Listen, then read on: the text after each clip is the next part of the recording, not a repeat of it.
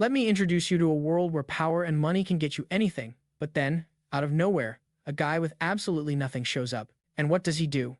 He starts handing out lessons to everyone, dudes, ladies, and especially the jerks who mess with ladies. Let's get into it. The Valhalla Academy is one of the top 3 hunter institutes on the entire planet. Every single year, tons of aspiring hunters try to get in, but with a success rate of only 1 in 500, not many make the cut, and even then, only 150 students manage to graduate. You can tell the level of difficulty is basically life on hard mode. On the very first day of class, there's already a whole crowd of students training, and, believe me, anything goes. We're talking people with bare fists going up against opponents with swords. Keeping an eye on all this is the senior combat instructor, Lee Sang-cheo. After a bit, a man named Yu Min-jun arrives to check on the candidate from his family who is definitely worth all the hype. Yu So-yan from the Yin family, one of the 5 most prestigious families in Korea.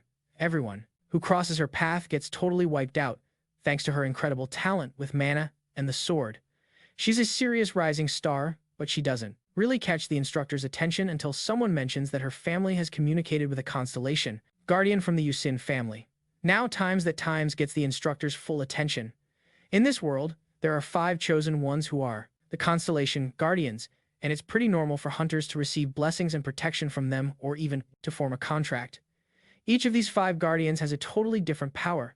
The Yin family is backed by the god of the sword, the Zhang's family has the god of spirits, the Jin Cho family has the god of martial arts, the Owen family has the god of fists, and the John family has the god of the bow, Yuan.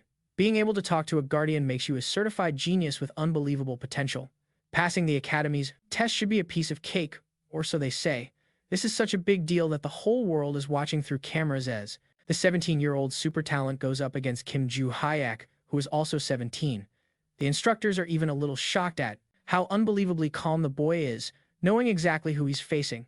Confident in an easy win, the fight kicks off. Our girl draws her sword, but there's no trace of the boy. She decides to just go for the attack. Her swordsmanship was flawless, and her control of mana was so precise. But folks, you won't believe this, he just clocks her right in the chest with a single punch and wins the fight. Our protagonist actually seemed a bit let down by how easy it was. And now, we get the whole story.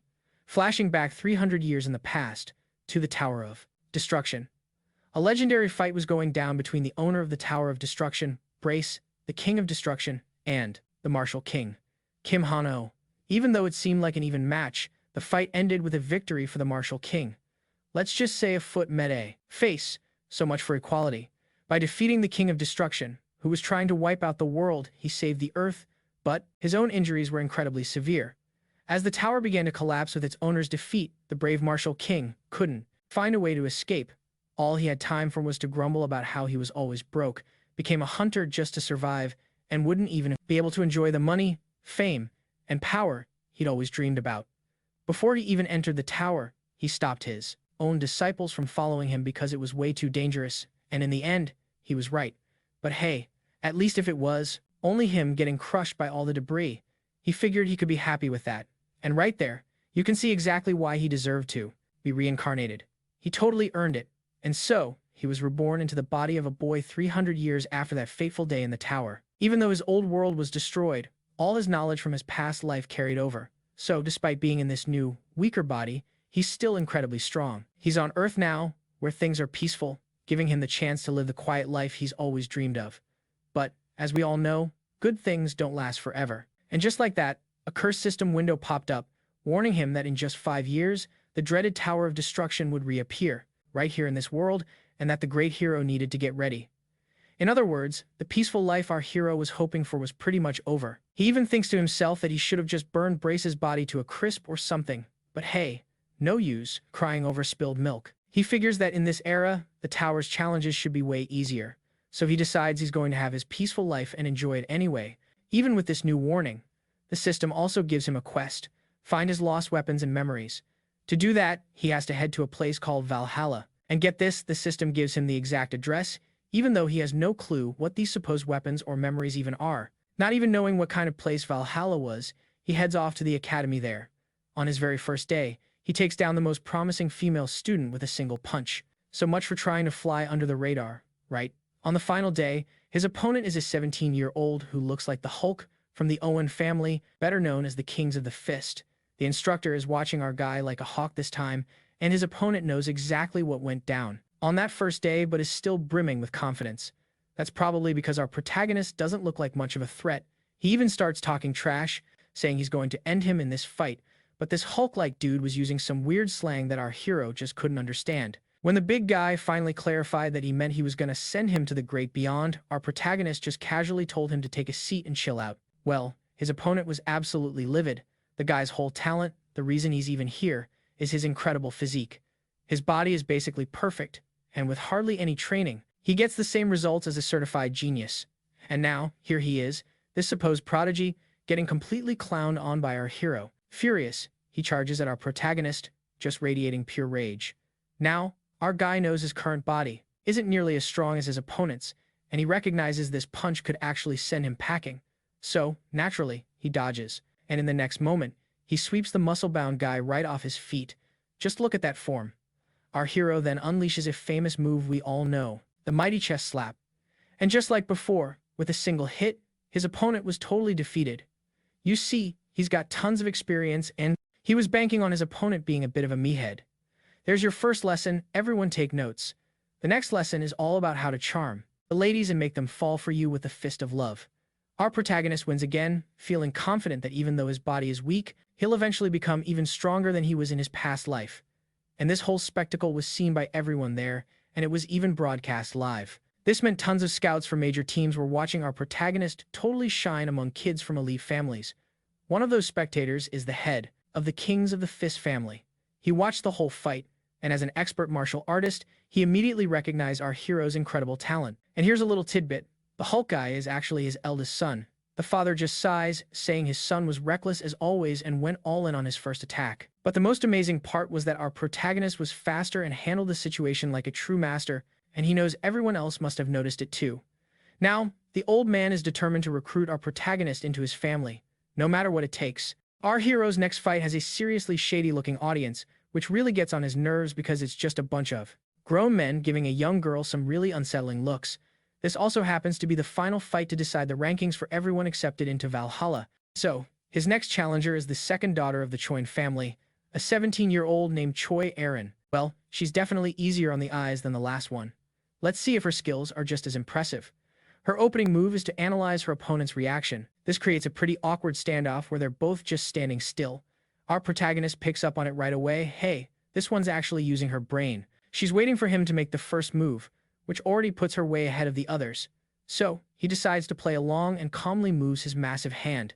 As he approaches her, she suddenly unleashes her lightning sword, wowing everyone with her incredible talent for using an elemental skill at her age. All the while, our protagonist just watches this, totally cool and collected. The moment she sees an opening, she goes for it, with everything she's got. A powerful slash that cuts through absolutely nothing but air. He dodged so fast that he reappeared right beside her in an instant. I gotta admit, even I was startled by that.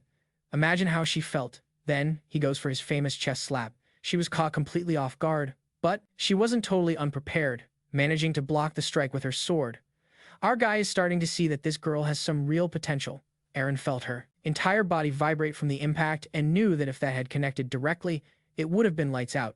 Then, once again, our protagonist appears right in front of her before she can even process it. This time, he's even taunting her, telling her to dodge. This next attack, a short, powerful punch lands right on her stomach, pinning her own sword against her, and she collapses. Out cold. Another fight down, and he didn't hold back just because she was a girl. Now that's the kind of protagonist Kazuma would definitely approve of. With that result, the final student rankings are in. Kim Joo-huk in first place, Choy Arin in second, and some other guy in third, along with a bunch of other extras the manhwa didn't bother showing. Being number one at the best academy in the world naturally means a million reporters swarmed him right after the event, shouting all sorts of questions. Our protagonist got so fed up that he gave them all a very clear, one-fingered gesture, and then he shared a few colorful thoughts about them on national television. As you can imagine, the internet comments on that video were wild. Later, at Valhalla, the accepted students gathered to enroll. For our protagonist, it was just another day, but all the other kids were so nervous. They looked like they hadn't slept a wink. He also noticed that none of them dared to even look him in the eye. Could it be they were afraid of getting the same beatdown? He then wonders if he attracted a little too much attention yesterday. His whole plan was just to get into the most important academy in the world, go where the system told him, and then bounce on the very first day. The students were all led to a virtual combat simulation room. Their new professor was already having a minor meltdown. This year, his class had 3 geniuses from the 5 main families, 2 cute girls, and that hot-headed Hulk. Just that lineup was enough to make him nervous. But then it hits him. The guy who defeated all 3 of them is also in his class. The poor professor felt sick, and you could practically see his blood pressure plummet. After he finally pulls himself together, he starts the lesson, introduces himself, and immediately throws everyone for a loop by teleporting them to what looks like a completely different place. Judging by the lab's name, it's a simulation of another location. He kicks off a goblin attack simulation while projecting this intense aura of bloodlust to give the students a taste of the real world. This is so realistic it even spooks the geniuses from the main families. To them, it looks like hundreds of goblins are ready to devour them whole. Goblins appear everywhere.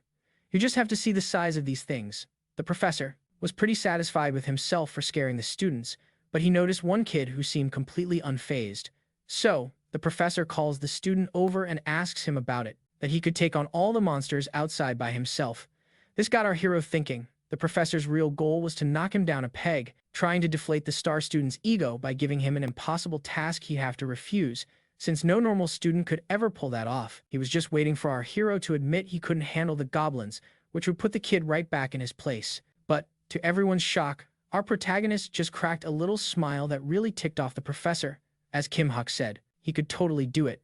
The professor, absolutely fuming, just yelled at him to go ahead and try.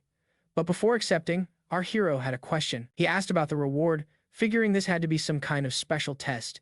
He wasn't going to do it for free. He'd only go if the professor made a bet with him.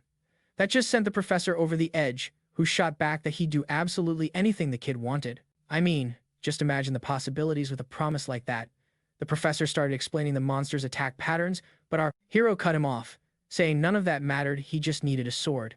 The professor handed one over, and just like that, our boy stepped out. Beyond the protective barrier, everyone inside freaked out, while the professor secretly hoped the kid's arrogance would be his downfall. But all they could see were these incredibly swift slashes, revealing tiny flashes of our hero's cool and detached expression. He was thinking to himself that it had been 300 years since he'd last held a sword to fight, back when he was a child in his past life. Back then, he didn't have these kinds of skills. But now, he's back in his younger body with all the talent of a martial king. So when a giant goblin tried to swing at him, our hero dodged it without even breaking a sweat. Everyone inside the barrier was just glued to the scene.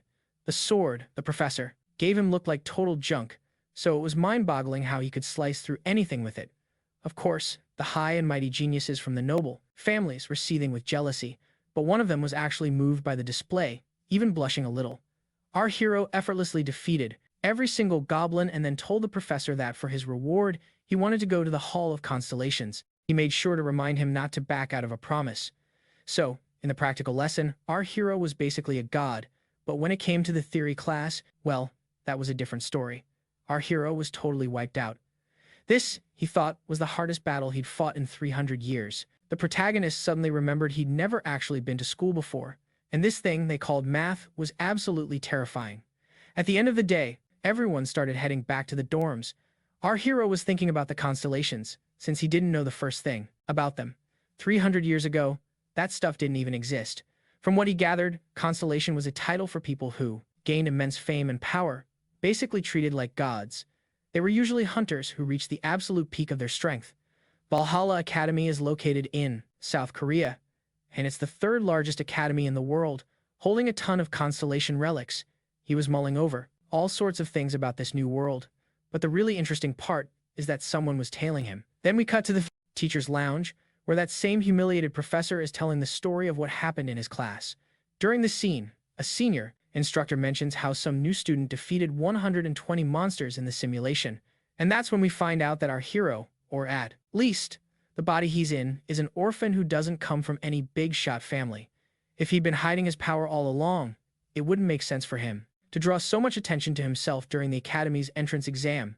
The professor then asks for permission to take our protagonist to the place he requested, doing so while still feeling pretty down about his troublemaking class, just to make himself feel a little better. While a professor was complaining about having 3 students from noble families in his class, a senior instructor told him he was lucky he didn't get the exchange student from England, since foreign nobles are even more of a handful. Realizing his friend had it even worse, the professor suddenly felt a lot better about his own job. Hey, nothing cheers you up like seeing someone else's lawn looking worse than yours. Anyway, back to our hero. Arum had followed him and was now just staring. She stood there for a good while, making him wonder what she wanted. Was she looking for another beatdown? Nah, just kidding. She was there to ask him to teach her swordsmanship. Our protagonist, ever the straight shooter, flat out said no without a second thought. She pushed back, asking why not. Getting annoyed, he told her he just plain didn't want to. After that, he said he was leaving, but the persistent girl just replied, "Teach me swordsmanship." But I said no, for crying out loud. He even asked if she was deaf, repeating that he'd said no and telling her to move it before walking off. And can you guess what happened next? She just stood there, thinking, "Teach me swordsmanship." The very next day, our protagonist, Kim Hyak, was peacefully sitting in class, mulling over just how weak his body was, with its terrible mana control and absolutely zero magical power. The only way to fix this was to find times that one thing asterisk. All of a sudden, someone walked up to him. It was the troublesome exchange student from England, Rocco Ventry, of the Ventry family, tailed by his assistant, Uriah Felix. Since our hero knew next to nothing about this world, he had no clue who this kid was or why his fancy family name was supposed to matter. The arrogant student got ticked off, assuming the protagonist was just some ignorant commoner, but he calmly explained his family's importance and asked if he wanted to get stronger. The boy went on about the main families and their subordinate lineages, and how a branch member could never truly reach the top. He boasted that the Ventry family was special because they had a Constellation guardian in their lineage, which gave them massive global influence thanks to the Raven Mask. The snooty kid was really starting to ramble, so our protagonist just told him to shut it, saying he had no interest in hearing this garbage. Ventry had to double-check, asking if he'd really heard what the protagonist just said to him. Our hero shot back even harder, calling him a bonehead and saying he wasn't interested in him or in talking to people who just kiss up to get ahead. The guy looked like he was about to blow a gasket, but just then, someone ordered all the students to take their seats for class. The arrogant noble whipped his head around angrily to see who would dare speak to him that way. It was the senior instructor. The instructor added that it didn't matter what family he was from in this academy, he would either listen to the instructors or get out. Completely humiliated, he stormed out of the room, promising they would meet again. As our protagonist was leaving after class, thinking over what he'd learned, someone snuck up behind him and said, "Teach me swordsmanship." She was back to ask again, and once again, he said no. Meanwhile, in the dorm room of that arrogant foreigner from England, he was trashing the place in a rage after being put in his place by our hero. To really drive home what a jerk he was, he ordered Uriah to do something she clearly didn't want to. He grabbed her by the hair, threatening to have her kicked out of her family's service, and all sorts of other nasty things until she finally gave in. His order was to call someone named Darara and tell them to take care of Ju Hayek. While some people were plotting against him, our protagonist was back in his room trying to train his magic, but it wasn't working with such a weak and unrefined body. Right in the middle of his training, his mind drifted to that crazy stalker girl who seemed to be following him absolutely everywhere, begging him to teach her fencing. Every time he ran into her, he couldn't figure he'd be willing to give her a lesson for a cool 10 million. He threw that out there as he was walking away, but then the girl actually asked for his phone. A little bewildered, he handed it over, and Aram quickly punched in her number before giving it back. Now, I was totally thinking she was about to ask him for a date, but this wild girl went and transferred a whopping 100 million straight to his account, saying, "That's for 10 fencing lessons." Our hero immediately sent the money back, insisting it was just a joke, and then bounced. A little later, he started thinking that maybe having some cash wouldn't be so terrible, but he quickly snapped out of it, remembering that money would be the least of his worries once he got his hands on that thing. So, dressed up like he was about to do some serious construction work, our guy headed out to find it, hunting for a secret 300-year-old vault hidden somewhere in the Academy's mountains. He figured there had to be at least 3 or 4 of them tucked away. Using the tiny bit of magic he had, he sent out a mana wave to try and pinpoint the vault's locations. Once he got to the spot, he whipped out a shovel and started digging. But his body was so pathetically weak that not even a minute in, he was totally gassed. He took a breather, thinking to himself that he really should have buried the vault a little closer to the surface back in the day, and then got back to digging. It took him the entire night, but he finally hit the jackpot. He felt around for the lock, and then crafted a magical key that only someone who knew the specific shape could create. And just like that, voila, the vault creaked open, and we're in. The place was absolutely stuffed with gold, but our guy wasn't there for the bling. What he was really after were the mana storage stones, the real prize. These things had been sitting here for over 300 years and were still in perfect condition. With these, he'd finally have enough mana to give his wimpy body a serious upgrade. Plus, there was so much gold piled up that he couldn't possibly carry it all. So, the next day at school, after pulling an all-nighter digging, every single one of his muscles was screaming in protest. Sure enough, Choy Arin was right there, ready to ask him again. Our hero was actually starting to feel bad for how persistent she was. He'd done a little digging on her family and found out that the Choy Jin clan was basically the only one that practiced fencing, so he had to ask why she wasn't just learning from her own relatives. Her answer? It had to be him, because she'd never seen anyone in her entire family handle a sword better than he did. And yeah, our protagonist was just as shocked as you are hearing this. I mean, her own father is the head of this legendary fencing family, and he's apparently not as good as our guy. Just as she was about to say more, a teacher came over and politely called for Ji-Huk. What, now? It's about that thing you requested earlier. See ya, kid.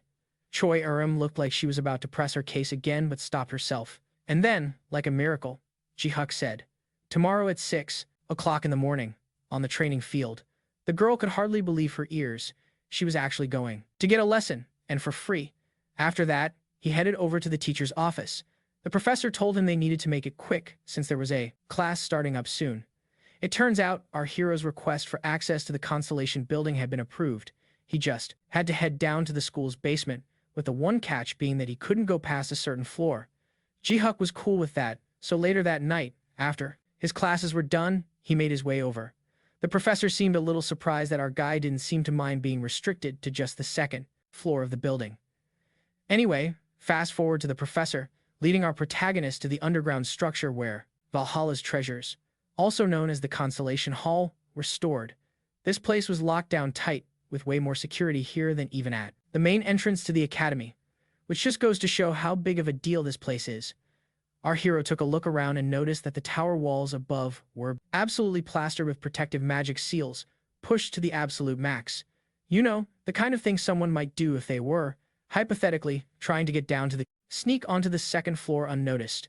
Catching on to his sneaky plan, the professor warned him he'd be arrested or even expelled for even trying, and that it wouldn't work anyway. On top of that, the professor explained that on the second floor, the power of the constellations flowed completely unchecked, and anyone who went in would have their mind shattered by that power, go totally bonkers. Our hero asked a few more questions like this before going in, making the professor wonder if he was about to get into some serious trouble because of this kid. He was having his doubts, but once the protagonist walked in, there was nothing he could do. Inside, our hero confirmed it. The system said his memories and weapons were on the 5th underground floor, but that he couldn't enter. Well, that's what he came for, so he just started heading down anyway. As he went down the first set of stairs, he spotted several vaults and not much else. The system then popped up, saying the requirements had been met and that he was being moved to the main hall.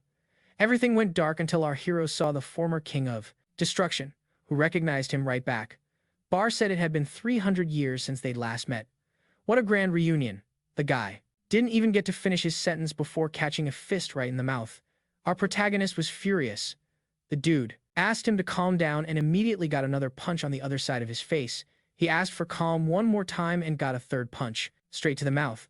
40 punches later, our hero finally got tired, now allowing the guy to talk. Just kidding. The protagonist then started with the kicks. After 32 kicks, Bar finally managed to speak, explaining that this was just an imaginary world, a space inside a relic, and that this body wasn't even real. The big explanation was that the King of Destruction had become a constellation, but our protagonist didn't care one bit and socked him in the mouth again. After waiting outside for a solid 30 minutes, Professor saw Ju-Hoo walk out without any issues. The relieved professor asked if he did anything he shouldn't have inside. Our hero replied that he didn't do a thing. If he had gone down from the first floor, his mind would have broken, right? The professor agreed and left, thinking what a sly kid this protagonist was. On his way out, our hero thought about the conversation he just had. 99% of it was punches, and the other 1% was him asking if the King of Destruction made that system window. The one informing him that in 5 years, the Tower of Destruction would reappear. Bar said it wasn't him. In fact, Bar revealed that he also received a system window message telling him to recover his memories by meeting the reincarnated Kim Ju-Huk. He explained that in the past, some mysterious person made him the owner of the Tower of Destruction, but he couldn't remember the rest of his past life. Unlike our protagonist, who remembered every last detail from the past, they compared what their system messages said. And finally, Bar revealed that the protagonist's weapon was actually one of the 4 sacred relics, and Bar himself became a constellation simply because he used that sword as a relic. You little. Now the protagonist was completely lost. His own sword became a relic, and inside it was a constellation who just happened to be his former enemy that he killed. He left with his sword, having basically just stolen a relic from the nation's most important academy. Okay, the maximum security here is an absolute joke. Some second-year academy students just chilling around saw the protagonist and decided to test if his first-place ranking from the entrance exam was really that big of a deal. Our protagonist calmly asked if they were really sure they wanted to do that. To get a beatdown, heard them say yes, so the first one on the list was the bald guy, who immediately got a chop to the throat and then a shot to his chest, which sent him flying like a startled pigeon. The leader of the pack looked away for just 1 second, and when he glanced back, the protagonist had his sword out, telling everyone to just come at him all at once. Honestly, I would have bailed, but I guess that's why they're the side characters. Now, let's rewind 3 hours, where the blonde leader was in a room with the English exchange student, who, surprise, was the one who hired him to teach Ji-Hook a lesson. The reward for this little job was some help for his family. The kid from the Sunrise family took the deal, figuring that as a second-year student, there was absolutely no way he could lose to a freshman. Here at Valhalla, you only make it to the second year if you've managed to clear the 4th floor and snag a contract with one of the constellations. So a guy like him, an official contractor, was totally confident he could crush our hero. Well, that's what he thought until he saw Ji-Hook wiping the floor with everyone like they were pesky insects, which made him rethink his life choices. It barely looked like a fight. In fact, the guys who took too long to attack got roughed up even worse than the others, which left them wondering if they should just run or accept their fate. In the end, everyone was squashed flat, with not a single one conscious. Our hero then woke the leader up with a gentle slap and asked who he was and who sent him. He gave up his name but refused to snitch on his employer. And you know what? The protagonist wasn't even mad about it. He respected the loyalty, even from a guy who just tried to jump him. The goon then had the nerve to threaten that our protagonist would be expelled once the academy found out he was fighting. But our boy just said, that's totally fine. Go ahead and spread the word that one first-year student mopped the floor with 10 second-year students. Cause if they believe you, all 10 of you are getting expelled, too, which would absolutely destroy any chance of joining a guild later on. So yeah, our protagonist won the fight times and times the argument.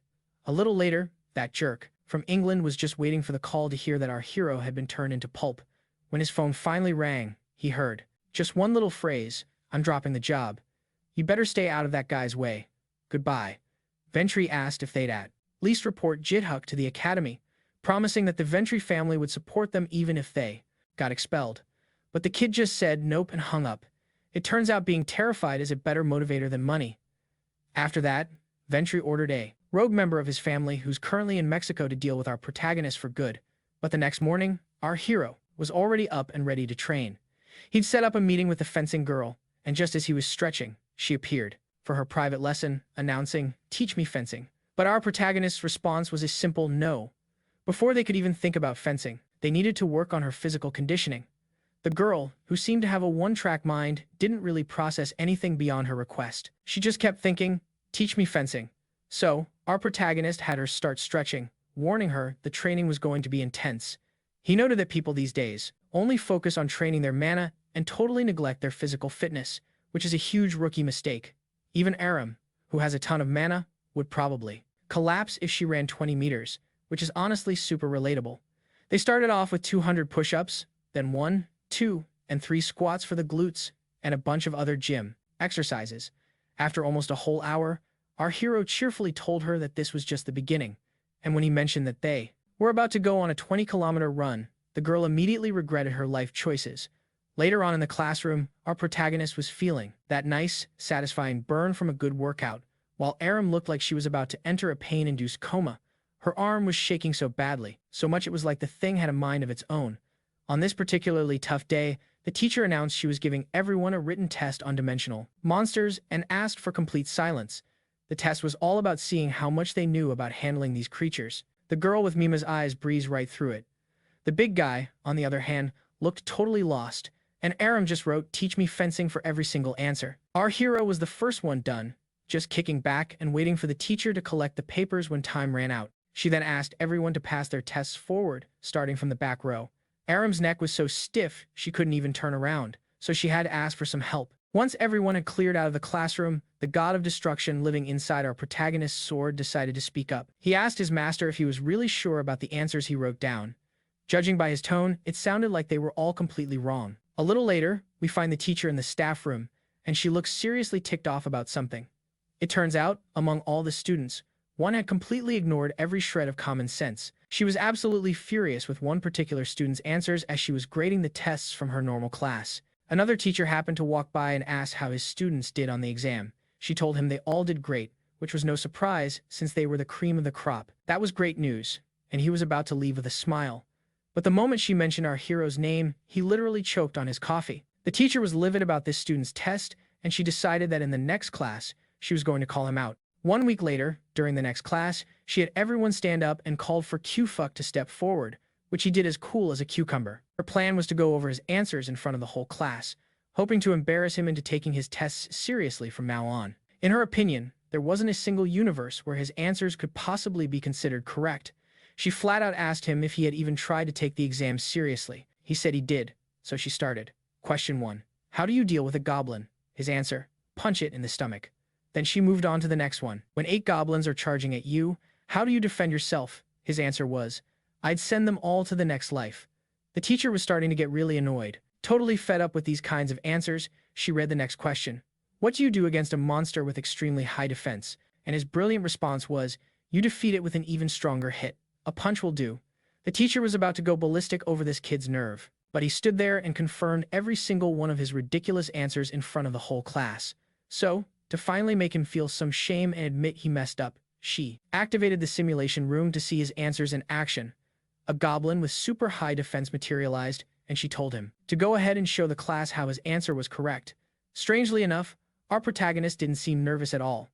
He just politely handed his test paper to the teacher, grabbed a sword, and sauntered over to the goblin. Now, the teacher knew he had already defeated 120 goblins in another professor's class, but facing a stone goblin with its insane defense was a whole different story. When it attacked, she was positive the boy was about to get a harsh dose of reality, but instead, the protagonist just casually tossed the sword at the stone goblin's stomach, and the monster completely shattered and was defeated.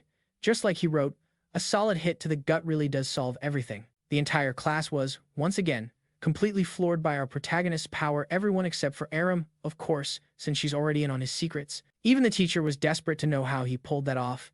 He just shrugged and said it was all about hitting it in the stomach. He claimed there was no secret to it.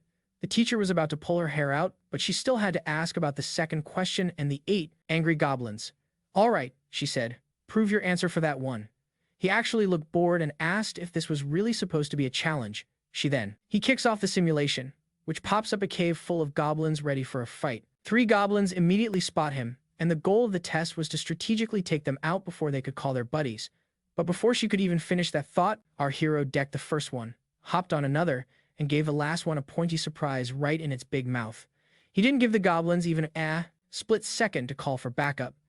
And that's how the teacher knew our guy's theories were 100% correct. In the days that followed, Aram basically just tried to survive the intense physical training before they could even get to the sword fighting part.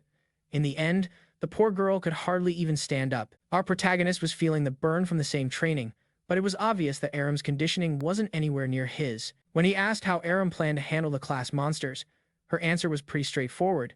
She'd just borrow power from the constellations. Just as our guy suspected, they were all skipping the hard work and just depending on these constellations for every single battle. It's not that he's totally against using them, but he wondered what would happen if they entered a dungeon that restricted magic or got stuck in a really long fight and ran out of mana. How exactly would they handle an emergency like that? He's a firm believer that true strength comes from within, and that you should only rely on outside help for a little convenience. So, he asked her if she thought all this stamina training was a big waste of time.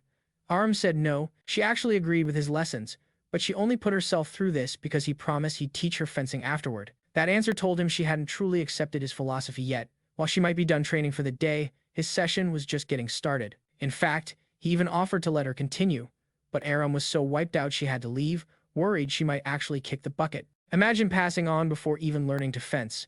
For our protagonist, the absolute foundation of everything is having a powerful body, and only then focusing on mana control. That's why he takes this first step so seriously.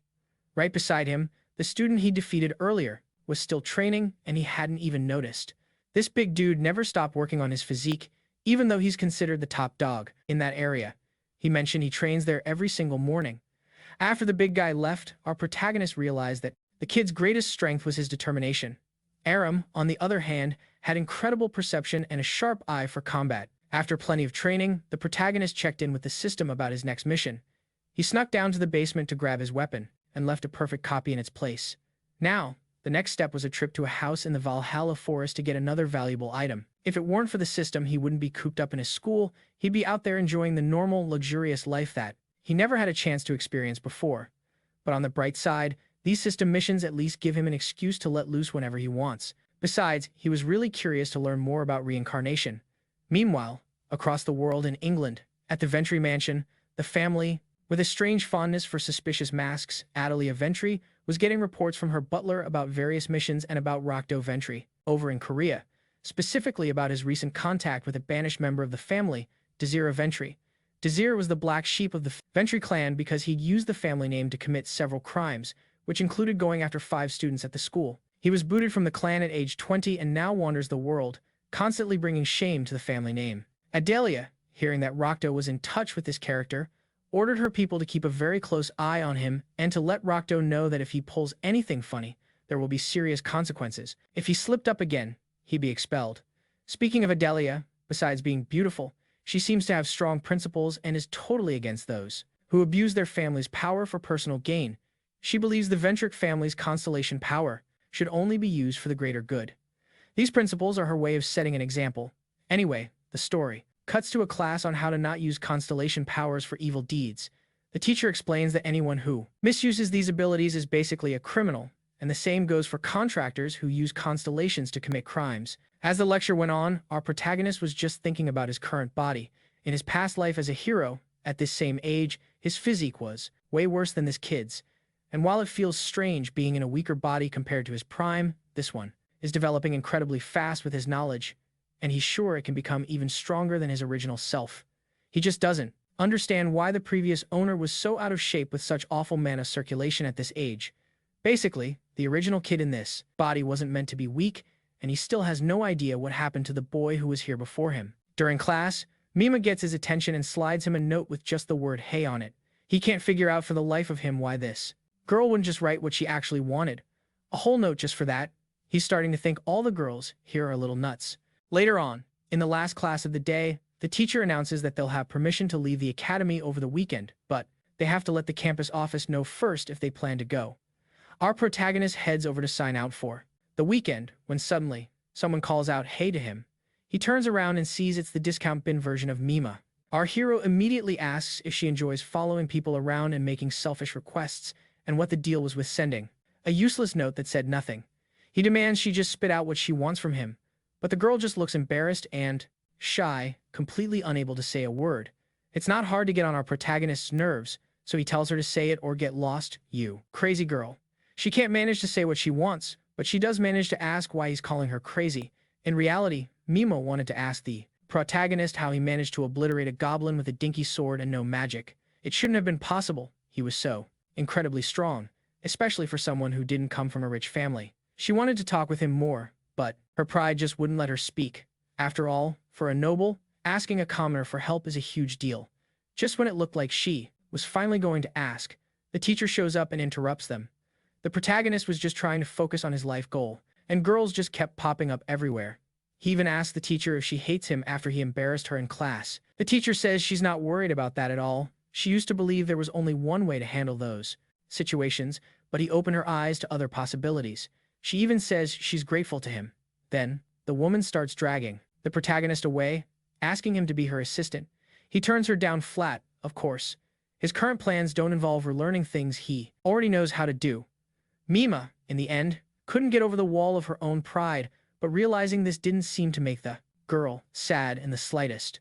Just another one who's bound to fall for the protagonist soon.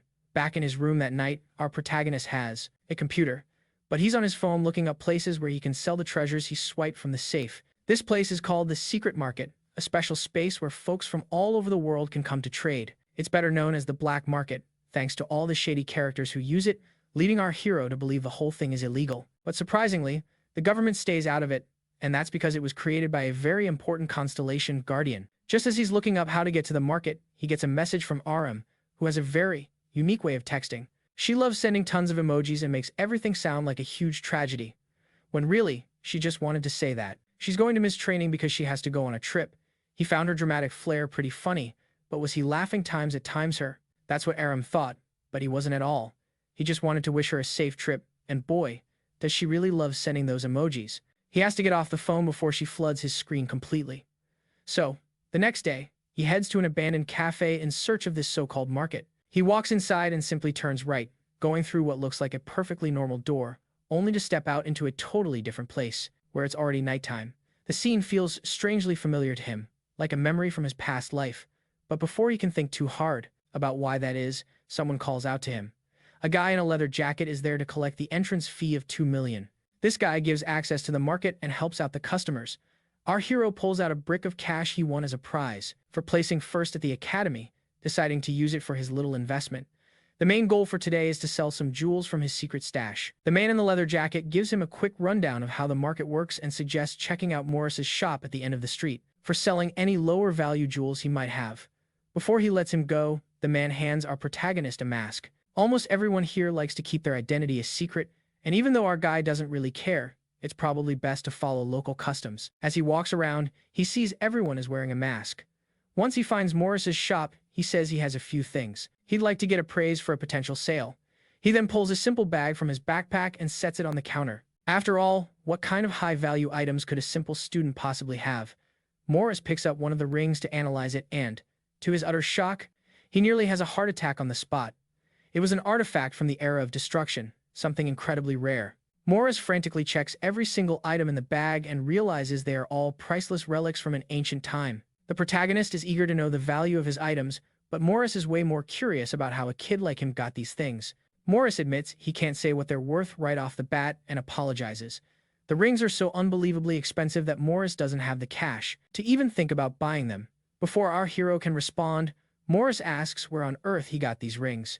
Our protagonist casually mentions that he thought those kinds of questions weren't asked here, and he's right, it's against the rules. The simple truth is, Morris has no idea what these items are worth. They're so valuable that he suggests the best course of action is to auction the rings, right here in the market, though that would probably take 2 or 3 weeks.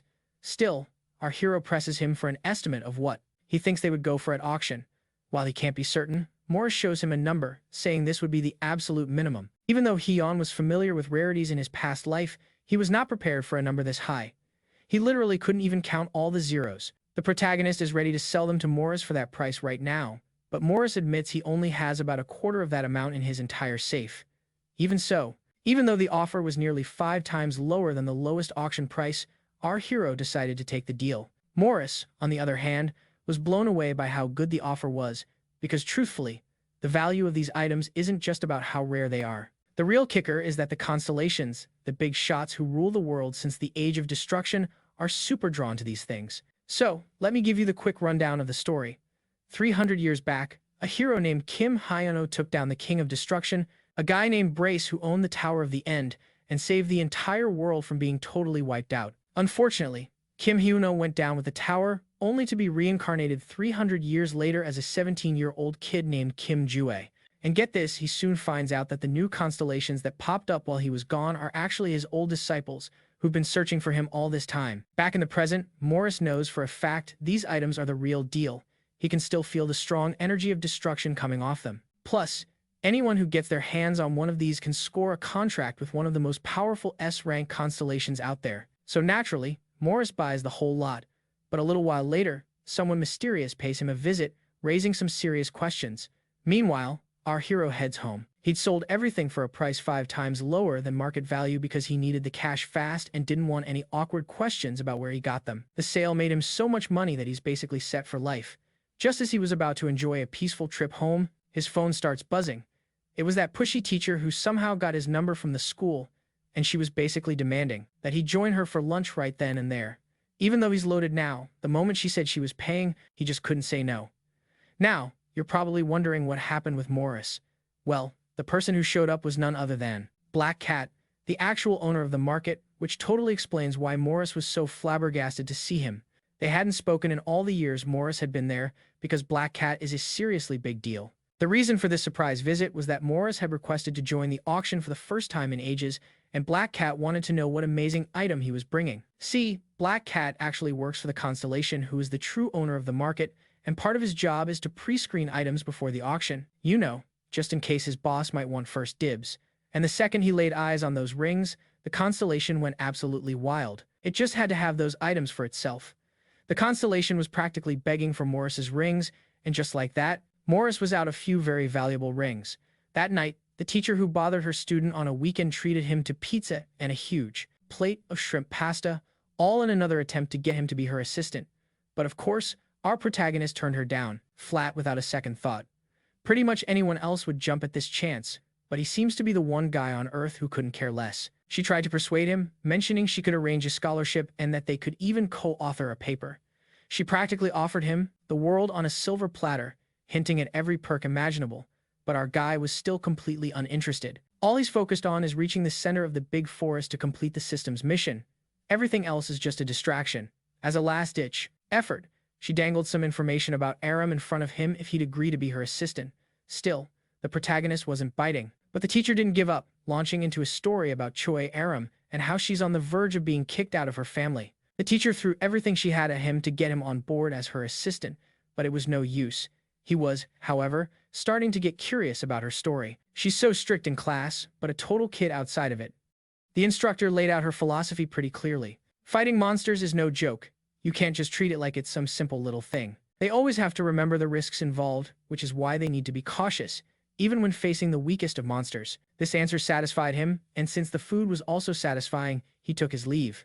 You guys, our protagonist is literally the most carefree guy in the world. If he doesn't want to do something, he has zero problem refusing. Now, since the teacher mentioned Aram, let's go check in with her family, the Choy. The leader of the True Story Guild and the head of the Choy Jean family, John Seek, was with his 2 kids, his eldest son, Jingen, and his second daughter, Choy Arin. John Seek announces they're about to have a major test, where they'll get a chance to inherit the family treasure and become the next clan leader. However, whoever fails the test will be completely cut off from the family. He then asks if they are prepared to take part in the great test of the Choy family. They both say yes, so the test is officially scheduled for 3 weeks from now.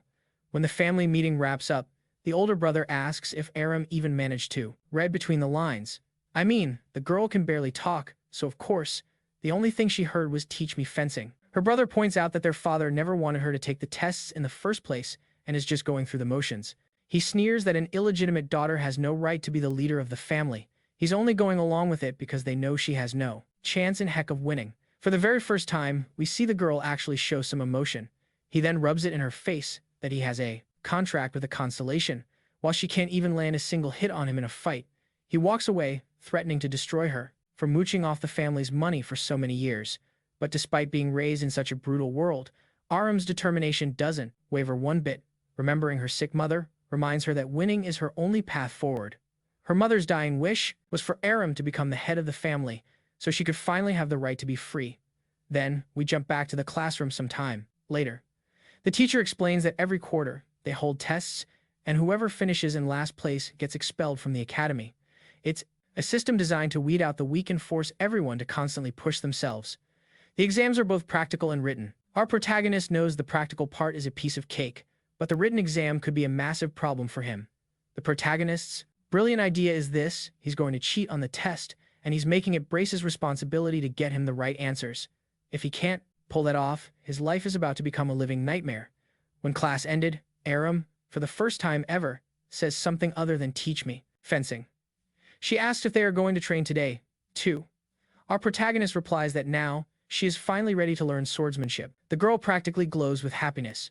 Now that we know more about her backstory, we can guess that her family never trained her and doesn't really consider her important at all.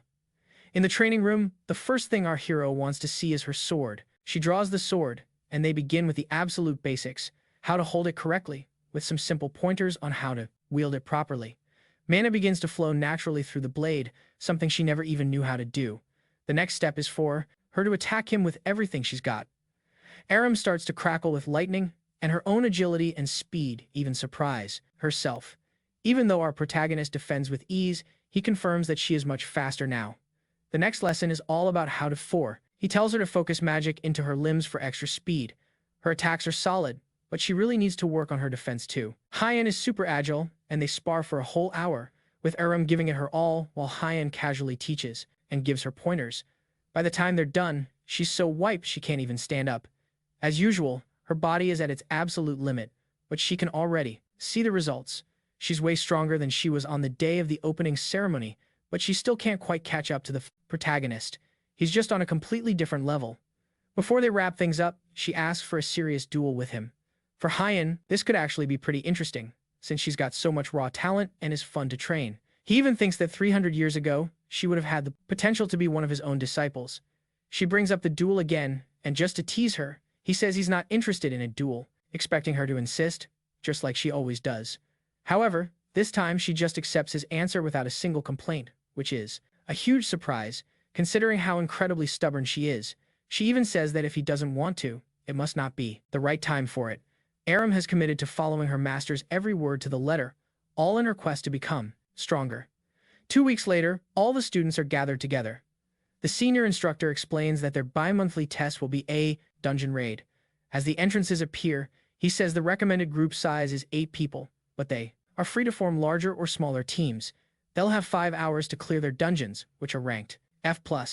Anyone who fails within the 5-hour limit will be expelled. Even the students from noble families look nervous because the rules are absolute. If they fail, they are out for good, no exceptions. The instructor announces that the clock has started, and they need to pick their teams and get organized quickly to avoid wasting any precious time. The confidence of the top-tier students is easy to see. Su and Mima decides to join a team of 8 people, while another group forms a huge team of 20. Most students stick to the advice of having 8 members in their group, and the evaluation kicks off with everyone's choice of team formation. Hyen, who's just been observing and hasn't made any friends, doesn't get a single invitation. Aram, in a similar boat, is also standing alone. Curious about her plan, he asks what she's going to do. Aram simply states that she will do whatever her master orders. That doesn't make any sense to him. It dawns on him that she's been trying to follow his every word since their last training session. In any case, he just says he's going in alone. Aram immediately takes this as a new challenge and decides she'll go in solo, too. Her master wasn't worried because he himself figured the dungeon looked like a piece of cake, so it wasn't dangerous. Aram, not being great at reading between the lines, took this as part of his instructions. Another group spots the beautiful, lone girl and invites her to join their team, since they have 7 members, and she'd be the perfect final member. But the stubborn girl turns down their offer and announces that she's going to tackle it alone, and she really does it. To everyone watching, this seems like pure insanity because failing means guaranteed expulsion, yet there she goes, walking into the dungeon all by herself. In the monitoring room, the instructors can watch and control the environment of all the simulated dungeons. Both individual and group performance earn points, and everyone is being evaluated at the same time. The teacher in charge is amazed by the senior instructor's competence. Back in the day, he was a legendary contractor, with a 99% success rate on his missions. According to Lee CH, this year's students are outstanding, especially those from the noble families. Among the elite families, Sohn in particular is a standout, expertly setting up the best formations and commanding her team, on top of handling multiple roles to rack up even more points. The instructor notes that if our protagonist hadn't beaten her on the very first day, her record would be absolutely perfect. In any case, as the tests go on, she's expected to climb back to the top spot, since she's such a model student. And speaking of our main character, the instructor starts looking around for him, but can't find him anywhere. That's odd, which makes him wonder if he could have possibly finished the test already, in record time. So, he pulls up the list of finishers, and sure enough, there's our hero's name. He cleared the test in just 23 minutes. This just completely baffles the instructor. How on earth could a student pull off a time like that?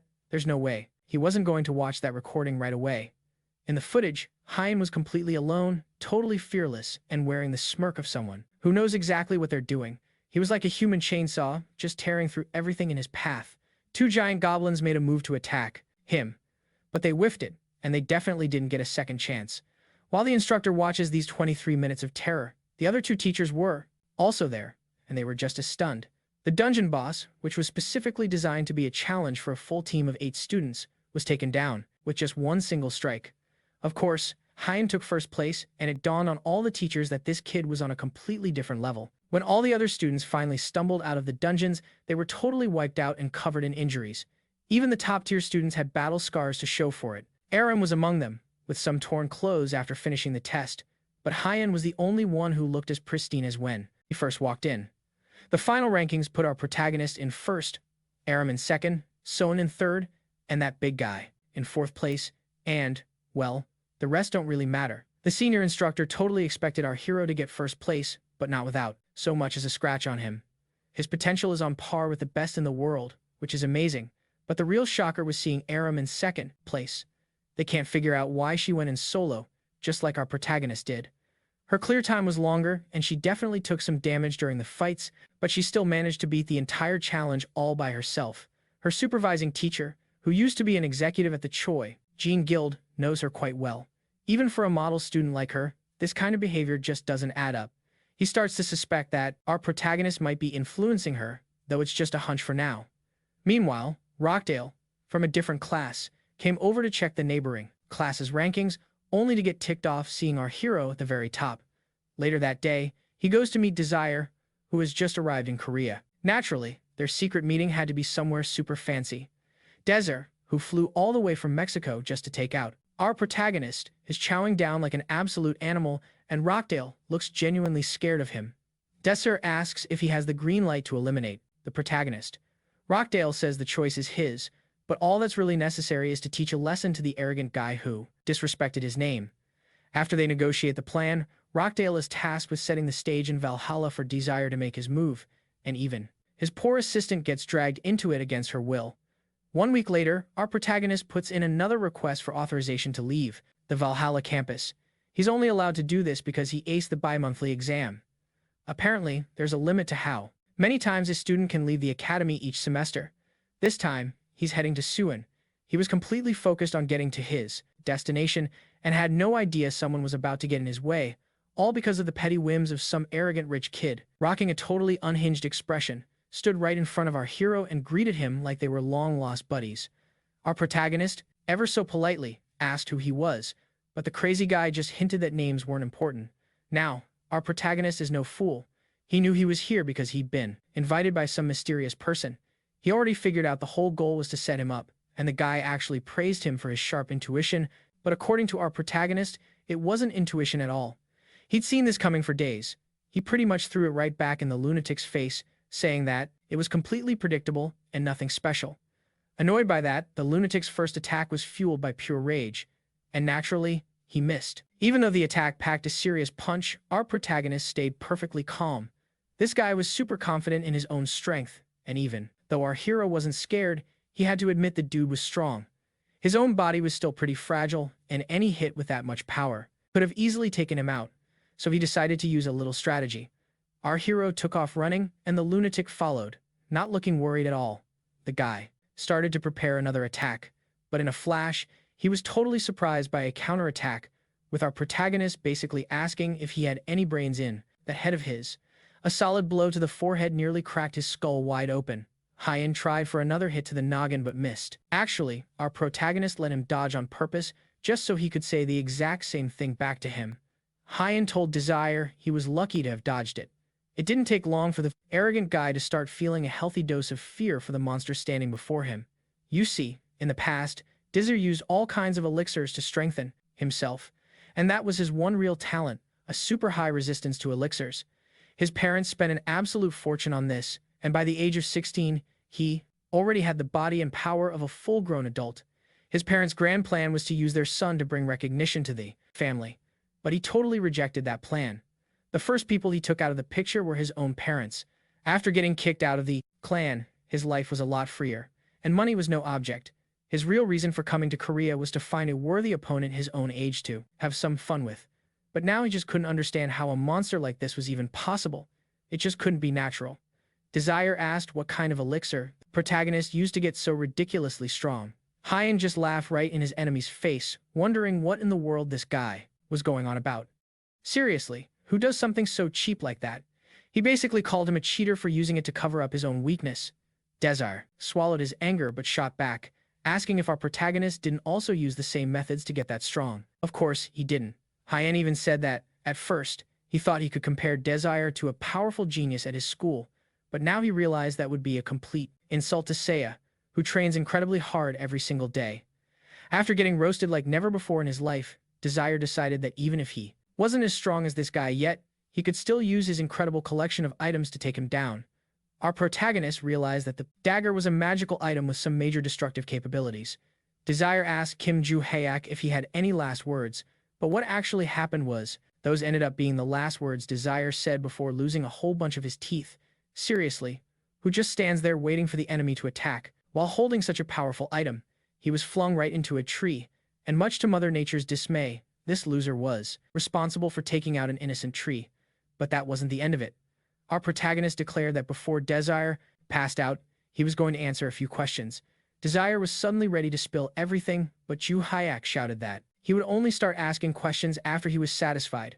Meanwhile, Rockdale was just hanging out in his room, waiting for good news and thinking about how he was going to cover up the accident that was supposed to take care of Hien.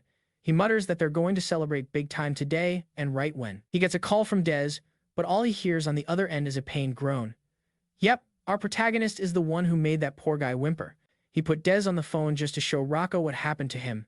And if that wasn't enough, our protagonist even added that Rocco should probably burn some incense for Des's memory, before saying that Rocco himself would be next. As you can imagine, Rocco was so terrified that he just slammed the phone down, leaving our hero talking to himself. So rude, right? Anyway, now that the message was delivered, Hien started wondering what to do with the body. Don't worry, Des didn't actually kick the bucket, but he's probably so traumatized he'll never want to see even a picture of our protagonist again, let alone face him in person. Meanwhile, poor Yuria, who had gone to get some tea for her and Rocco to celebrate, was all smiles when she left. But when she came back, she found her master completely freaking out. That's when Rocco started to realize that if word got back to his family that he tried to have a student at the academy taken out, it would be an absolute disaster. But what could he possibly do against the guy who just wiped the floor with the toughest mercenary he knew? His grand plan now is to just wait and see if our hero leaks the information or tries to blackmail him for money. In other words, he's got no plan at all and is basically just crossing his fingers that Hayak doesn't spill the beans to the Ventric family. Speaking of Hayak, as he was leaving the park, he was already planning the perfect moment to report him. His little pet Constellation chimed in, suggesting he should have just gotten rid of Thea and then Rocco Ventric too. But our protagonist explains that while his 300-year-old self would have done that in a heartbeat, he's now the 16-year-old student Kim Joo-haek, and he can't just go around offing people without causing a huge scene. The world he's in now is completely different and, at peace. Bar also mentions that the skill Hayak used earlier seems awfully familiar. He can't quite place it, but he remembers magic, just like it. He then asks if Hayak noticed the mercenary's magic, but our hero couldn't care less and just told him to zip it. After completely wrecking Desira, our protagonist woke the mercenary up to ask a few questions. He even had to pop the guy's jaw back into place just so he could talk. Hayak asked who gave the order to put a hit on him. At first, the mercenary didn't want to talk, but our hero used his amazing persuasion skills to convince the guy to spill everything. And just like that, he finally confessed that Rocco Ventric was the one who hired him. Yep, the very same Rocco Ventric from the other day. But that's not all. Hayak wanted to know where Desira came from, since he wasn't from the academy, and what his real name was. Desira was hesitant to share his personal info, but when Hayak asked if he'd like a few more broken fingers, the guy suddenly became an open book. Turns out, his name is just Des, and he's from the first species, working as a freelance mercenary. Our hero has heard about the first species before and can't help but ask if Des thinks it's cool to be a mercenary when he's really just a paid thug. Even after getting completely trounced, Des still claims that Hayak just got lucky. He insists that if Hayak had waited just 30 more seconds, the outcome of the fight would have been totally different. In the end, though, our hero isn't a bad person. He was actually going to let the guy go, but now he's changed his mind. Des would be much better off silent, so he kindly suggests that he never speak again, permanently. Anyway, heading back to the academy, our protagonist starts brainstorming how to get some payback on Rocco Ventric for getting in his way. Thanks to the system, our hero actually recorded the entire conversation with Des. After mulling over the best way to leak the recording, he gives that eccentric professor a call. She picks up, asking if he's finally decided to become her assistant. He quickly shuts that down and says nope, he just wants to know if she happens to know any journalists. Our protagonist planted a little story in the newspapers about Ventrix ordering a crime right inside the academy. That news, plus all the online comments, blew up faster than a new iPhone 45 release, completely trashing the Ventrix reputation. What he didn't count on, however, was the ripple effect hitting the entire family back in England. Our guy never even wanted to drag the whole family into it, just the one guy who commissioned a crime. The head of the family had to publicly apologize to the student, who was attacked by her family member, and declare that Dez was officially excommunicated. This is the same Dez who claimed Rock Du Ventry was the real mastermind, but then he suddenly changed his testimony and took all the blame on himself. She also stated she would personally apologize to the attacked student and haul Rock Du Ventry back home for a thorough investigation. After that big announcement, she completely ghosted the press. Rocco Ventry, who was watching all this unfold online, felt his entire body go ice cold with fear. His father called to let him know he had to return to England immediately. All that was left for Rocco was his own simmering anger, total helplessness. Yuria, meanwhile, stayed completely silent about everything. The very next day, our protagonist found out that Dez had declared he had no connection to the Ventrix. The mercenary was then whisked away to the Ventrix family's private headquarters. Our hero didn't love that particular development, but whatever. The important thing is that Rockdale was finally gone. Hayak swung by the teacher's lounge to thank the professor for linking him up with a trustworthy journalist, and as usual, the girls in this world are a special kind of crazy. Be my assistant. I said no. Dang it, the professor pouted, wanting to know why he even called her over then. Could this possibly be a date? She asked dramatically. Our hero wasn't even surprised anymore and just told her to get back to reality. If he really wanted to, I think the professor would totally give him a chance. Anyway, back to the real world. He just went there to say thanks and to trade some information he had on monsters and how to fight them, in exchange for getting excused from classes again this weekend. Meanwhile, on a ship headed for the Tower prison, a certain Desira is on board as a guest of the state. His big plan is to stay quiet and take all the blame, so as not to hurt the Ventrix family. He's absolutely certain they'll return the favor in less than 5 years. He probably thinks he'll be out of prison in no time. Unfortunately, for this mercenary, his retirement came a bit earlier than planned. Let's just say he won't be doing any more talking for the rest of his life. Over at the Ventrix mansion, the head of the family was there to receive Rockdale, and she was absolutely furious about the stain he put on the family name. Rocco and his father went in together to face the music. The matriarch just had to open her mouth to ask a question, and it nearly made him jump out of his skin. She simply wanted to know what he planned to do about all this. Rocco says he'll beg for her forgiveness, but she's not accepting just that. The woman looked like she was about to make them both disappear right then and there, but she held back. She says that his actions dragged the family's name through the mud, all for such a silly reason. The terror in the boy's eyes was crystal clear. He even started begging, saying he would do anything to fix his mistake. The woman then declared that the one and only way forward was for Rockdale to be expelled from the family. Rockdale's father tried to step in and help his son, claiming that was way too extreme, but the woman was completely unbending, saying that if he disagreed, he was welcome to be expelled instead of his idiot son. And you know, even between a father and son, there's a line, because the man immediately clammed up. However, the woman is incredibly sharp, thinking to herself that she'd love for the boy to be expelled or maybe even gone for good. Still, if she expelled the boy now, it would be the same as admitting the Ventrix were guilty, so for now, she announced that she wouldn't be expelling Rockdale just yet, saying the decision was in her hands and they'd simply have to wait for her to reconsider. Apparently, her plan was to meet with Kim Ju-hyak to really think over Rockdale's fate, so she ordered the father to keep a tight leash on his mediocre son and to be grateful for her mercy. After being totally embarrassed by our protagonist, the poor guy returned home only to be humiliated even more by the head of the family. Rocco cornered his dad, telling him her real plan was to expel him once the coast was clear, so they had to act now. And his father had to help. He insisted that for his own son's sake, his father had to get on board. And you know what? The father agreed. I guess he's a decent dad after all, helping his kid out even if it's for some seriously shady business. Meanwhile, over at Valhalla Academy, our hero gets the news that the Ventrix leader is coming to apologize to him personally. He had a bad feeling about this, and it turned out his professor was just as worried. Adelia, the Ventrix family leader, was due to arrive that very day. They funneled millions into the academy, you see. As the biggest donors, the school would cover up pretty much anything for them. The professor wanted to make sure our protagonist understood what that really meant, and despite looking like a regular teenager, he's sharp enough to get the picture and agrees. Before long, the woman herself showed up. The professor respectfully greeted the powerful guest and then promptly excused himself, leaving our hero alone in the room with the Ventrix leader. She introduced herself with all the refinement and politeness of a true noble. Of course, our protagonist knew just how to handle these kinds of formalities. Still, she couldn't quite figure out why someone from a common family wasn't the least bit intimidated by her.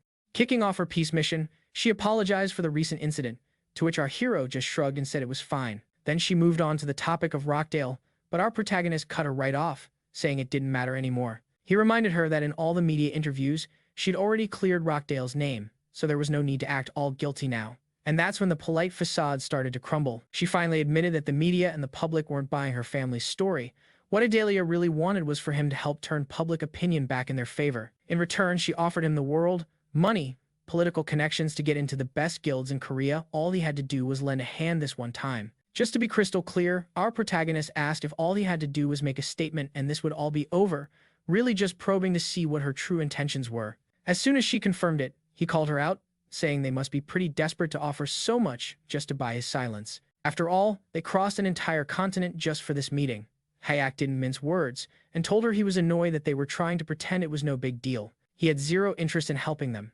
He made it clear he didn't need anything she offered. The best reward, he said, would be watching her family live with the dishonor Rocco had brought upon them for the rest of history. Well, the woman completely lost her cool and looked ready to strike him down. But our hero doesn't back down from anyone. This kid from a no-name family just stared her down and said she didn't have the nerve to try anything in here. That's when her true colors really showed. She called him arrogant trash, sneering that he'd made her waste her valuable time. Adelia then threatened to annihilate him with her full power. But our protagonist showed absolutely no fear, confidently telling her to give it her best shot. He's a smart one, though, and immediately threw it in her face that they were trying to act as if nothing happened, and he simply wasn't going to help with that. The ultimate reward for him was seeing this family live with the disgrace Rocco brought upon them, forever marked in history. The woman went absolutely ballistic and looked like she wanted to end the protagonist right there, but he refused to bow to anyone. A boy with no noble background called her bluff, saying she didn't have the courage to do what she really wanted to right here. She finally dropped the act, calling him arrogant trash without a purpose who made her waste her time. Adelia threatened that she was going to finish him right now with everything she had. Showing zero signs of fear, our protagonist confidently told her to go ahead and try her luck. He's incredibly sharp, and threw it right back at her that if the ammo lasts. Ventrix had already declared Rockdale innocent, throwing a ton of money and offers around to bury the trial, so taking him out here would be the absolute last thing she would ever have the guts to do. And the woman, absolutely fuming, knew he had a point. In the end, he was right, so Adelia backs down, but not without a threat, promising he'll regret this day. Our hero then decides to poke the bear even more, taking a jab at her dignity by saying all the Ventrix folks talk a big game and it must just run in the family. Even Bar, the spirit in his sword, had to ask if it was really necessary to make an enemy like that. But for our protagonist, these people who think they deserve to be worshipped are the ones he just can't stand. It's actually the same reason he couldn't stand Bar 300 years ago. Fired up by her threat, our protagonist vows to go after anyone who tries to put a leash on him in this era, too. After that little declaration of war, he heads over to the Academy's training stadium. And who do we see right at the entrance? None other than Choy Arin, facing off with her older brother, who our main character hasn't even met yet. This guy, who isn't even a student, showed up just to pressure her and bully her into not challenging him for the family leadership. His whole argument is that he doesn't want to completely crush her in front of everybody, claiming she has zero chance of surviving a real fight against him. Aram refuses to give up, but she's struggling to find the courage to truly stand up to him. But then, a voice from out of nowhere calls her brother a talentless nobody, insulting him, just like that. He figures it must be some powerful noble to have that kind of nerve. The big brother, who has no clue who our protagonist is, demands to know why he's being insulted all of a sudden. For our hero, the reason is simple. He saw another arrogant noble throwing their family's weight around. And that's all it takes for our protagonist to kick the guy out of the academy, pointing out that it's totally wrong for an outsider to just barge in and start making demands of a student. He turns to ask Aram if she agrees, and she says yes, with a look so adorable, it could blind you. Well, with that, the brother makes a final threat that they'll settle this during the tests, and then he storms off. Aram gratefully thanks her master for helping, but he just brushes it off like it was nothing and says it's time to train. But hold on, she has a little complaint. She says that while she did agree with him, she was actually about to say something completely different, Naturally, he gets curious about what she wanted to say, but to keep things friendly for the channel, we'll just have to use our imagination on that one. Anyway, a few days later, our protagonist went out looking for his old notes, which hold the secrets to overcoming his body's current weaknesses, all so he can completely dismantle a certain arrogant noble family. Meanwhile, the big day for choosing the new leader of the Choy family finally arrives. Since they're such an important family, a bunch of reporters are there, all eager to see who the next leader will be. Inside, our fencing-obsessed girl and her not-so-charming brother were all set for the test. Their father was just about to kick things off, but first, he had to go through all the official rituals and procedures, asking if they both understood what was on the line and the huge importance of their family. The rules were simple. The loser gets exiled from the family, and the winner becomes the next in line to lead. They both confirmed they were aware and totally prepared for the consequences, so their father finally revealed the challenge. Their test was to find the legendary dual blade hidden somewhere up in the mountains. Whoever could find the sword and bring it back to him would be recognized as the winner of the selection test. He made it clear that it didn't matter how they got the sword, as long as they didn't, knock each other out permanently. And with that, the test began. Arin immediately took off, eager to be the first one to find the sword, while her brother just stood there, not even bothering to run, thinking he could just let her. All he had to do was find the sword, snatch it from her, and claim victory. Let's rewind a few days, back to when our protagonist totally showed up her brother. He got a call from someone who was really leaning on him to get his hands on the dual blade and hand it over. Fast. Turns out, an outsider had set him up to swipe his own clan's sacred sword, promising him a sweet contract with a much more powerful Constellation in return. Meanwhile, Arin, who was already ahead, was using a special technique to sense the surrounding energy to pick up the sword's trail. The problem was, it would take her a good 15 minutes to find it, which was way too long and gave her brother a perfect window to find her before she could. He couldn't help but ask who taught her how to track magical traces in the environment. Arin revealed it was her master from her fencing lessons. This guy taught her magical control that went way beyond the basics she already knew, and during these lessons, our hero started to wonder why her own family never taught her this stuff, but one look at her face told him everything he needed to know. So, putting that aside, he showed her a better way to control the magical energy flowing through her, helping her master her entire energy pool, so she could feel the magic in the area around her too. And what do you know? On her very first try, she actually managed to sense the mana in her surroundings and pinpoint the object with the biggest magical signature nearby. With this new skill, she could pick up on even the faintest magical energy in the area and avoid wasting her own mana in the process. He explained that as her control gets better, she'll notice that magical objects give off their own energy. The more control you have, the easier it becomes to track people and things around you. With every single lesson, she got more and more impressed, and maybe even started feeling something a little more than just gratitude. Her brother, on the other hand, remembered this so-called master just some academy student who had the nerve to badmouth him the other day. He had insulted our protagonist, calling him a nameless and pathetic piece of trash. There was no way she was going to let him talk smack about the first person who ever took the time to seriously train her. Arin shot back, saying that guy was way stronger than both of them and didn't deserve that kind of disrespect. Besides, she pointed out, if the challenge was to find the sword, why was he wasting time picking a fight with her? Her charming brother answered with his fists, lunging at her before she could even react. But this time, he quickly realized things were different. She easily blocked his attack and sent him flying backward. He was totally floored by this huge change and couldn't wrap his head around how it was even possible. Now, while this little family squabble was going on, a few days earlier our main character had gone out to find some old notes he'd written 300 years ago in his past life. He was checking out a bunch of spots in the mountains near the city when he finally struck gold. However, off in the distance, he felt a huge surge of mana, which turned out to be a frantic sword fight breaking out between the two siblings. Arin was completely in the zone, using every single thing she'd learned. Her brother's first snarky comment was that she seemed a lot tougher than before, thanks to her improved physical strength. "What have you been doing, hitting the gym instead of school, little sis?" Her brother charged forward, throwing a nasty insult her way.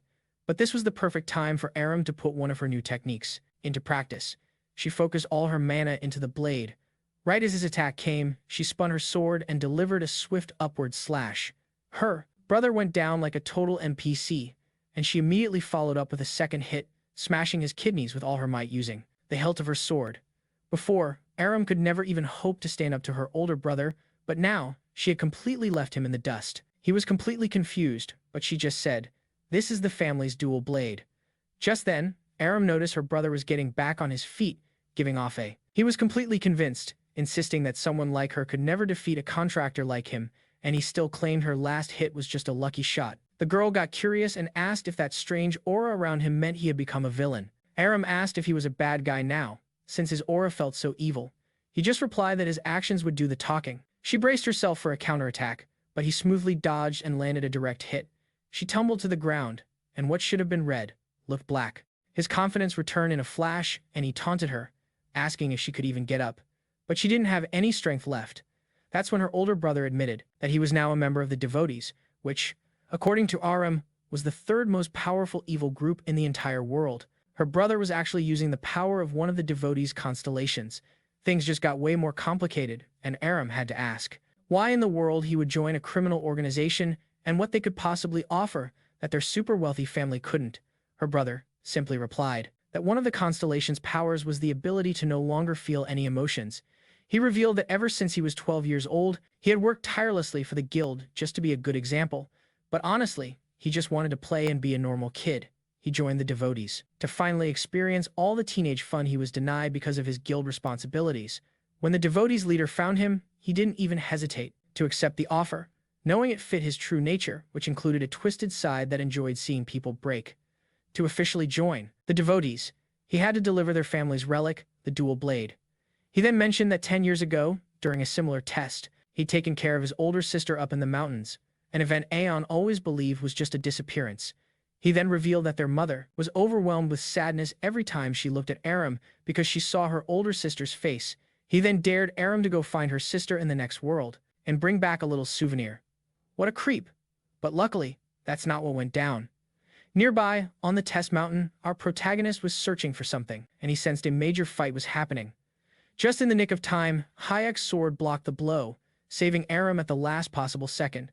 Our Teach Me Fencing hero had arrived. The protagonist immediately demanded to know what he was doing with Aram. The brother just scoffed that it was a family matter and told him to mind his own business. Well, that really set our hero off. To teach him a lesson, he landed a solid punch and sent the guy flying right into a tree. Once she caught her breath, Aram asked why he was there. The protagonist, mysterious as ever, didn't reveal his true reason. He just said he had some business to take care of in the forest.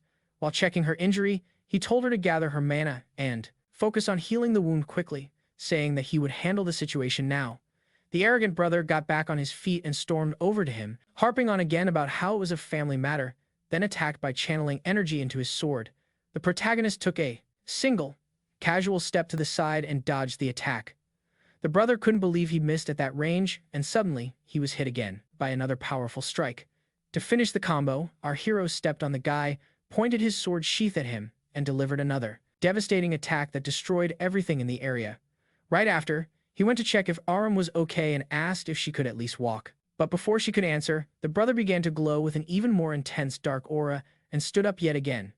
He muttered something and leaped straight at the protagonist. It didn't matter if he was trying to kick his head or slash with his sword. Our hero defended against it effortlessly. The guy realized it instantly. He also saw a punch coming right for his stomach, and he couldn't help but wonder if such strength was even possible for someone their age. All his attacks were blocked like child's play, and he knew that if he took one or two more hits like that, it'd be all over. Realizing he was about to lose, the villain decided to pull a fast one. He whipped out this sketchy-looking stone, which was actually a fragment of an artificial relic, basically a knockoff of the real deal. By chowing down on it, he could score a temporary contract with a high-ranking constellation, and the power surge was so massive that even people outside the forest waiting on the test results could totally see and feel it, this giant plume of purple smoke lighting up the sky. The family leader spotted it too, and immediately decided to crash the party and stop the test. The older brother was just radiating this nasty, corrupt magic, but our protagonist just casually asked if that was the best he could do. The brother just scoffed, saying all that confidence would just get him sent to the Shadow Realm faster. The constellation he managed to summon was none other than the dragon that kills all, and let me tell you, this dragon was all smiles, super pleased to be called into action. So, the dragon that kills all fired up its special scan everything ability. It took one good look at its target, the person it was supposed to, kill all, and nearly had a heart attack right there on the spot. It literally squeezed its eyes shut, hoping this was all just a bad dream. It peeked one eye open, ran the scan again, and nope, the nightmare was 100% real. The dragon that kills all promptly told the brother, "You know what? I think I'm gonna retire, then immediately canceled the contract and got out of there as fast as it could. Our hero then turned to the older brother, who was now completely powerless, and asked what he was saying just a minute ago. This final move basically yeeted the soul right out of his body. Guess the third time's the charm. Meanwhile, the leader of the devotees got a very angry message. Apparently, the dragon that kills all got into some serious hot water because of him. The message was simple. Do you have a death wish? The devotees' leader had no clue what was going on, but he knew if he didn't start groveling immediately, he was toast. So, he begged for his life. The dragon then warned him not to hand out those fake relics anymore and to clean up his act from now on. But check out this guy's thought process after getting a second chance. He figured it had to be that kid from the Chojun clan, so he decided to dig into what really went down. That is, he was going to chase after the very thing that sent a legendary constellation running for the hills. Meanwhile, Hayak got back home and pulled something out of his backpack that he'd been desperately searching for. He had finally gotten his hands on his old notes about the divine arts, a special breathing technique that can crank your magical power up to some seriously impressive levels. While chatting with Bar, Hayak mentioned that the technique he used in his past life was basically child's play compared to this. Back when he first found this manuscript, he couldn't learn it because his old body was just too set in its ways with the technique he'd used for his entire life. He even said that if he'd had this technique back then, he never would have been taken out in the first place or even gotten hurt in that fight. But now, with his new body and a complete factory reset, Hayak was about to become unbelievably powerful. He decided to put his physical training on pause and go all in on this new technique. Thinking back to the incident where he almost sent Aram's brother to the next dimension, he remembered pulling his punches at the last second to avoid causing a bigger scene. He made sure Aram was alright and left it up to her to decide her brother's fate. During that time, he sensed someone was on their way, most likely their dad. Hayak gave Aram a heads up that her family was coming and suggested that she should take all the credit for defeating her brother, who was juiced up on an evil relic. Before the family showed up, Hayak bounced and took the notes with him. This whole incident really tanked the Chojun family's reputation, especially since all the journalists waiting at the foot of the mountain reported on the family's ties to the devotees. This was a huge scandal that could seriously mess things up for the family, especially with Aram about to be named the next head of the family. Aram ended up in the hospital, but luckily, it wasn't anything life-threatening. The media painted her as a total hero for taking down a member of the devotees, even though she was still just a teenager. She stuck to the plan Hayak gave her and told her family she was the one who defeated her brother. After her father found out she was associated with the devotees, he asked how she got so powerful, and she gave all the credit to Ha, who had been training her. When her dad looked into Hayak, he discovered he was a delinquent, immediately thinking his daughter was under a bad influence. A little while later, over at Valhalla Academy, our hero walked into his classroom and spotted Choy Arin, who had finally been discharged from the hospital and was back in class. It was almost like she could feel his gaze or something, because she turned to greet her master. As you can see, she's a very beautiful girl, and a couple of guys walking behind our protagonist immediately thought she was waving at them, wondering, does she want a piece of this? In the days following the battle in the forest, our hero had been relentlessly practicing his new technique. Meanwhile, Choy Arin had informed him over the phone that she couldn't train because of strict doctor's orders. A few days ago, our protagonist had also mentioned he needed to handle some personal business and would need some time to himself. As for Arin, she wasn't the least bit sad about being in the hospital. In fact, whenever she texted, her excitement was 10 times greater than in person. I'd bet plenty of you watching are just like that, too. Come on now, girl. Our hero also remembered that Bar had warned him the dark magic they saw earlier felt familiar, but there was something really strange about it. He's sure he's encountered it before, but he can't quite recall it, as if something is deliberately blocking his memories about it. They aren't positive, but they have a strong feeling that the reason for this is that mysterious person who gave Barch possession of the Tower of the End in the past. If the protagonist can just fulfill the system's second condition, things might start making a lot more sense. The system had warned that he must retrieve the sword in which B is sealed. In short, he's got to get to this one specific place in the academy, and the only way to sneak in is during the academy's final exams at the end of the year. If he skips school or causes any trouble, he'll be expelled, which is why our hero suddenly has to work so hard to be a model student. And just like that, class begins. The teacher walks into the classroom and declares that he has a very big announcement. He reminds them that they should all be aware of the inter-school competition that's set to take place next month. Just the thought of having to participate in a competition is already irritating Jayak. Before the teacher even said that the school would pick its best students to participate, he already knew he was a shoo-in because of his grades. Then, strangely, the teacher called him into a private room, right before making the big announcement to everyone. The teacher commented that they'd been having these little private talks quite a lot lately. Jae-yak sarcastically shot back, "Well, that's obviously because you keep calling me in here." The teacher knew it was true but felt it was important to speak with him first. But before he could even continue, our hero said he refused.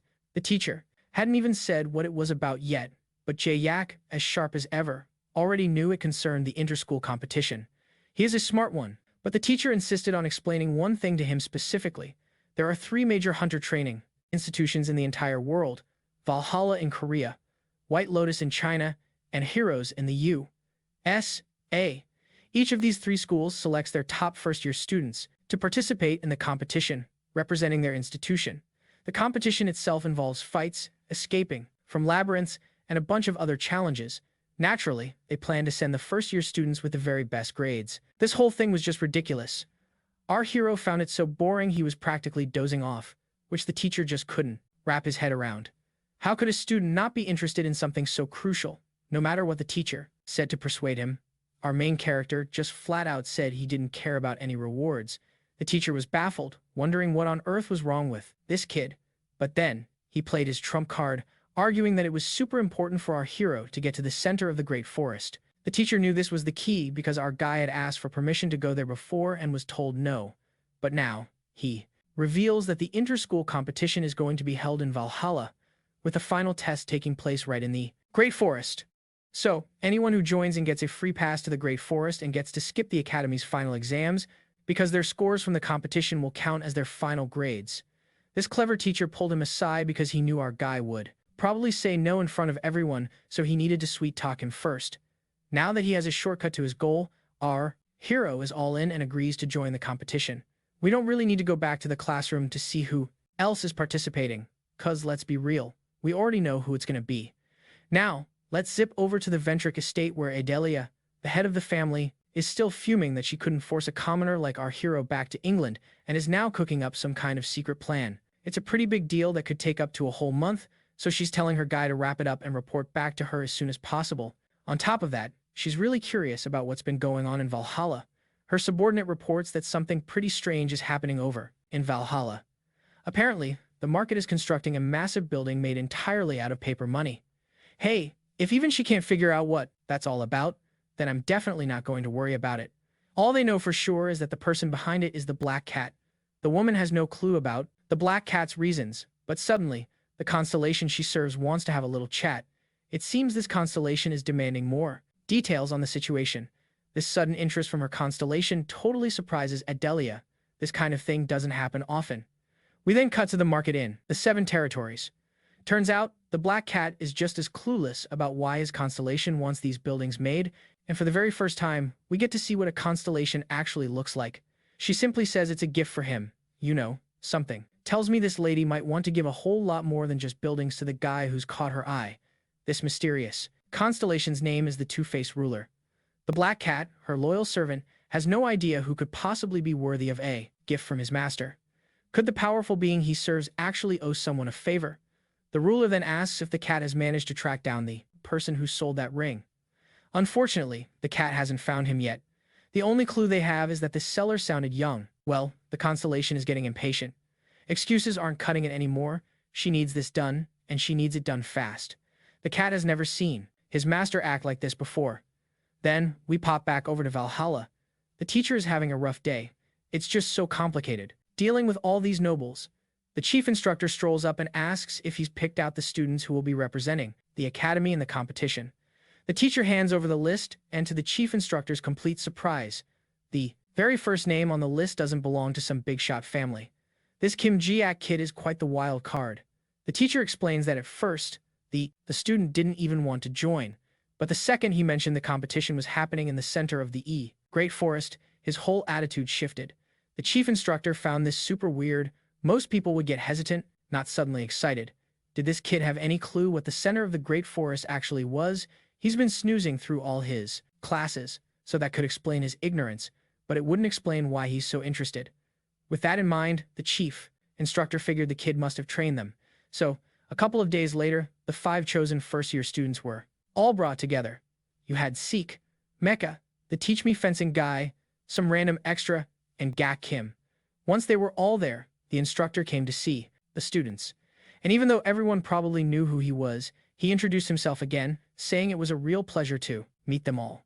He explained they were all gathered because of the upcoming competition, and he was about to lay out how the special training was going to work.